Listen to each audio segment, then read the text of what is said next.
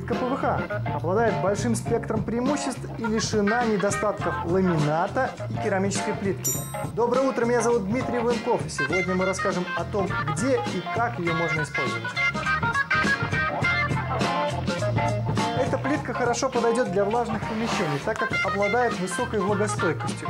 Сегодня очень популярно отделывать ванные комнаты плиткой под дерево. Обратите внимание на то, что в коллекциях у плитки ПВХ тоже есть интересное решение, имитирующее деревянную текстуру. И в этом случае при отделке стены мы можем получить не только красивый рисунок, но и отсутствие швов. Такое решение будет не только красивым, но и практичным, потому что оно легко моется и устойчиво к известковому налету. Еще один важный момент. Современные производители добавляют в состав плитки ионы серебра, что позволяет ей иметь антибактериальный эффект. В этом случае в вашей ванной не появится грибов.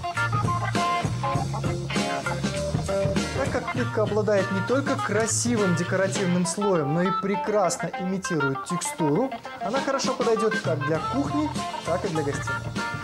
Особенно, если вы хотите сымитировать в гостиной текстуру дерева.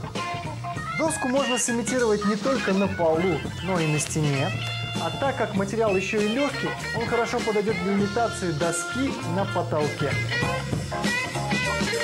Плитка ПВХ обладает высокой термостабильностью, выдерживает температуры от минус 50 до 50 градусов.